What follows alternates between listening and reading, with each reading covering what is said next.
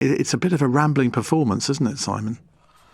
It is a very rambling performance, Iain. It is a recalcitrant performance. It's quite an angry performance. I mean, we've had 3 separate moments so far where he's basically accused by implication his colleagues within the cabinet of not getting enough positive press for his achievements over the course of the last year, whether it's with regard to ICE operations to sweep murderers and criminals, the worst of the worst off the streets of America, whether it's his what he described as his finest moment, the lowering of drug prices, prescription drug prices across the country. He says you hear zero talk about that. He's talked about ending stagflation, bringing about a situation in which the trade deficit in the United States has been slashed by 77% in 1 year. And he's gone on to say, maybe I have bad public relations people, we're not getting it across. But then he's also sought, I think, to tell Americans that what they are seeing with their own eyes, they are not actually seeing with their own eyes. I mean, the Biden administration was, of course, very good at that as well. But he insists that the economy is thriving because the stock market is up and because people's 401k retirement funds are up. And there is truth to both of those claims, but people don't feel that because if you're not able to access your 401k retirement account because you're not 59 and a half years old yet, and if you're still going to the supermarket every weekend and encountering rising prices at the checkouts, that stock market boom isn't doing anything for you, at least in terms of what you feel in your pocket. And pollsters are clearly revealing that people aren't buying the argument that the economy is thriving simply because the stock market is up. Nonetheless, he has repeated that over the course of the last half an hour or so. We haven't heard a thing yet about Greenland or NATO. I'm sure we will get to that as soon as he throws this open to questions. But at the moment, he is leafing through a massive binder of achievements that the White House claims he has notched up. 365 wins in 365 days. And he's leafing through that document.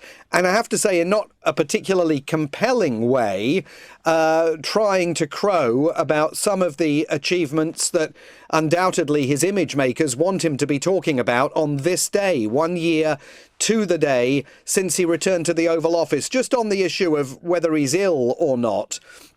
And I know many of our listeners have been texting in saying that they think he sounds unwell. He's definitely very tired. He was at a football game in Florida last night. He didn't get back to the White House until around 3 o'clock in the morning. Then he engaged in all of those social media postings, including the attack on the Prime Minister and the British government over the Chagos Islands deal. So it's not clear how much sleep he got last night. And within hours, he's due to leave the White House and head to Davos for those all-important crisis talks with European leaders. So far, I would say from what we've heard, he's not sounding generally like a man in a mood for compromise. But let's see where this goes when he gets on to a conversation about international affairs, which, if he doesn't just ramble onto it himself, reporters will definitely want to ask him about once he takes questions. These are accomplishments.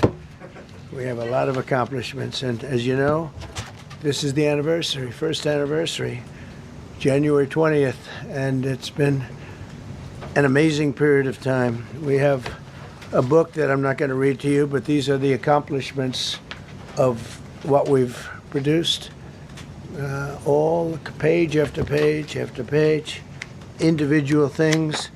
I could stand here and read it for a week and we wouldn't be finished. Simon, I'm looking at your face here, and you're looking a little bit perplexed about what to make of what the president has been saying over the last, 55 minutes?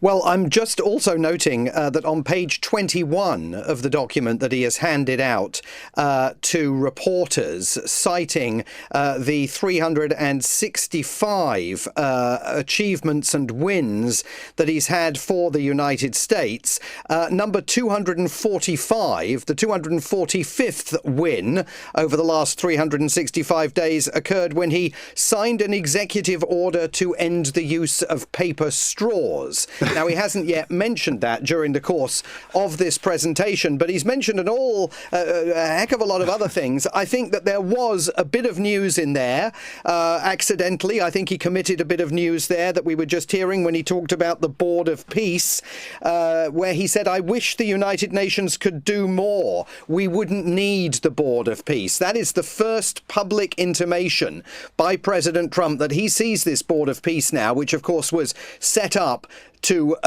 produce some sort of structure to govern post-conflict Gaza.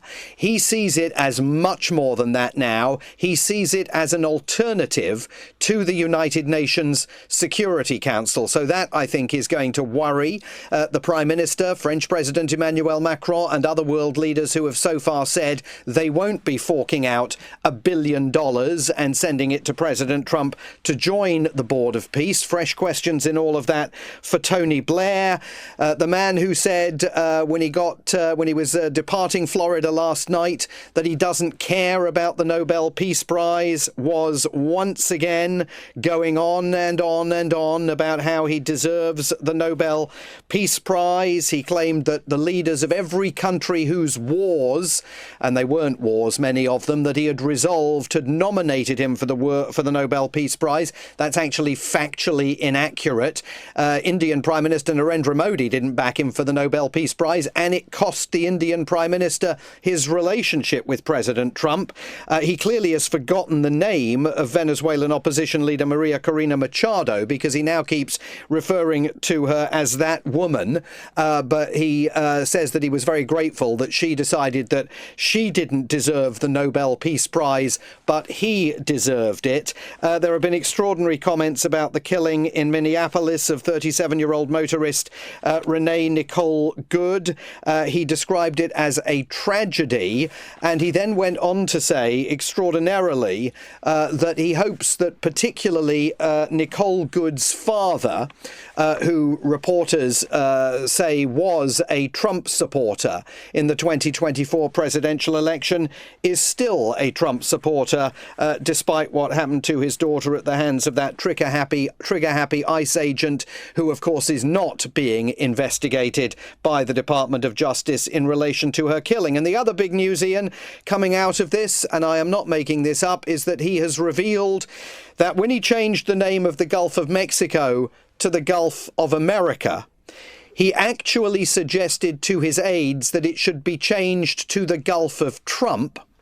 The aides pushed back and told him that they didn't think that was a good idea, so he went with the Gulf of America. But now he thinks it's not too late to change the name from the Gulf of America to the Gulf of Trump. I have no idea what the Prime Minister and European leaders, if they are trying to sit through this and watch it, I have no idea what they're making of it. I see CNN has now dipped out of it. They've given up at almost, I guess, the 1 hour mark. He's not sounding... First of all, he doesn't sound particularly cogent, as I think everyone can hear. And secondly, he's not at all sounding like a man in a mood for compromise or in much of a mood for dialogue in Davos. But again, if he ever gets to questions and answers, we may hear, if there are still reporters in the room that are going to ask cogent questions and trenchant questions, as opposed to the compliant pro-Trump propagandists who swell the ranks in the White House briefing room these days, we may get some pressing questions about what he's going to do over the issue of Greenland. Now, Donald Trump also says he's done more for NATO than any other person, but has questioned whether other NATO member states would really come to America's aid if the US asked for it. Well, again, he doesn't know his history, because the US did ask for NATO members' aid back in 2001, and they willingly gave it. So I don't know what he's on about there. Well, I mean, he doesn't know his history on any of this stuff, Iain. I mean, you can't, a fact checker couldn't even keep up with the nonsense that has been spouted during the course of this press conference. I think it's also important to say very clearly here, you know, if this was Joe Biden making this kind of an appearance, or any other previous occupant of the Oval Office, we would be asking ourselves whether members of his cabinet shouldn't be having a conversation behind the scenes about whether he's okay and whether it's all right for him to continue in office for another 3 years. I mean, we discussed the 25th Amendment that, of course, allows members of the cabinet to remove a president if he's considered to be suffering from some kind of disability that prevents him from staying in office. We talked about that when Joe Biden was in office and was clearly flagging, and arguably his cabinet should have done a lot more to persuade him to drop out of the presidential election much earlier than he did. Well, you and I talked about that, but his cabinet certainly didn't, and the American media certainly didn't. No, absolutely not. But I think it is important to make the point, as we did with Joe Biden, that this does not look today like a man who is capable of serving another 3 years with his finger on the nuclear trigger in the Oval Office. And I know there will be no conversation behind the scenes because, of course, there are no restraining influences within his cabinet. And it's got to be very, very worrying to all of America's allies, if they are still allies in Europe, that as things stand tonight, we're only 1/4 of the way through Donald Trump's second term. Nobody's done more for NATO than I have, as I said before, in every way. Getting them to go up to 5% of GDP was something that nobody thought was possible, and pay. At 2% they weren't paying. At 5% they are paying. And they're buying a lot of things from us, and they're giving them, I guess, to Ukraine. That's up to them, but they're giving them to whoever they're giving them to, but they're buying a lot. I think that we will work something out where NATO is going to be very happy and where we're going to be very happy. But we need it for security purposes. We need it for national security and even world security. It's very important. How about it? The entire event lasted 104 minutes, so about an hour and 3/4. I mean, on Greenland, he insisted that he's not ruling, didn't take any options off the table. When he was asked how he was going to acquire Greenland, he said, "You'll find out. I think something is going to happen that's going to be very good for everyone." And then he went off on the riff about nobody has ever done more for NATO than him. But he says, we will work something out where NATO is going to be happy and we are going to be very happy, although precisely what the contours of that look like, he did not go into details. When it was put to him that the people of Greenland don't want to join the United States, he said, when I speak to the people of Greenland, I'm sure they will be thrilled. He made it clear that he is not travelling to Paris from Davos to accept Emmanuel Macron's invitation to a meeting of the G7, and several times during the press conference, while he said he liked Emmanuel Macron, he dismissed the French president, insisting that he's not going to be in power for very much longer. And he made it repeatedly clear, number one, that he sees the Board of Peace taking over from the United Nations Security Council and becoming a prime mover on the geopolitical stage. And number two, that he is absolutely furious that he hasn't got a Nobel Peace Prize and he is penalising Norway as a result. So that's 104 minutes of my life I'm never getting back.